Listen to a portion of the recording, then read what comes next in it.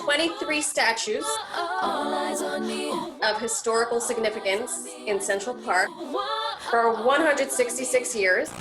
0 of them were women. I'm not just any other girl in the room. 6 of which were spent trying to change all of that, which brings us to where we are. You never met a girl like me. So Pam, I would like to start with you.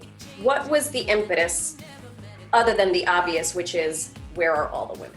One of the few places that you could absolutely cite about total invisibility was Central Park.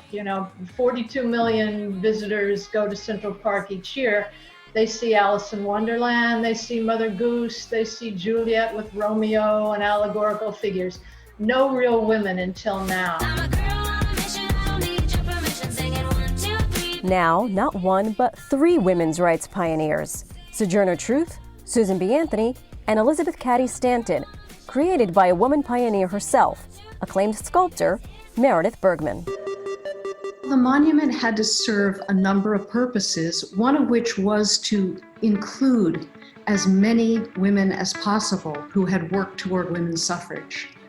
And yet it was part of the original assignment to make statues of specific women, not all of them. The Parks Department would never have allowed this. They were used to one man on one pedestal. So I had to come up with a way to invoke the whole movement. These were New York women. They were contemporaries. They often shared the same stages. They went to the same meetings. They worked on the same issues. So it's only fair that they share the same pedestal. Monumental Women, a befitting name for the organization that raised $1.5 million to bring the statue to Central Park and to life. The statues speak with the help of some equally famous voices. I was born Elizabeth Cady in Johnstown, New York. They'll actually speak a lot of the words that they did in real life. It'll be a conversation among the 3 women about their lives and their work. But we have Meryl Streep, Jane Alexander, Viola Davis doing the English language version. I was born a slave in Ulster County, New York.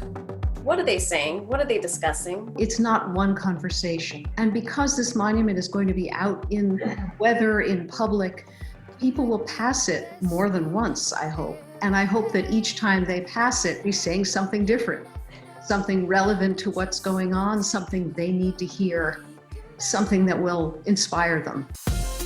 Baby, this is my life. I'm feeling it. That's what this statue really shows. It shows 3 women of different races, different backgrounds, different social standings, different economic positions, but they're united in working for freedom and justice and equality.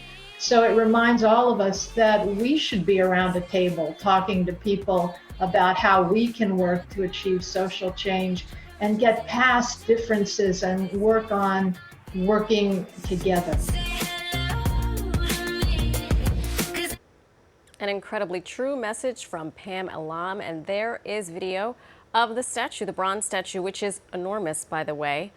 And if you want to contribute to Monumental Women, it's a nonprofit organization. This is just the first of a lot of projects that they're working on. They want to erect more statues, more artwork around the city to really pay tribute to women. I suggested something for Supreme Court Justice Sotomayor. So I'm going to take around a collection to see if we can get something put up.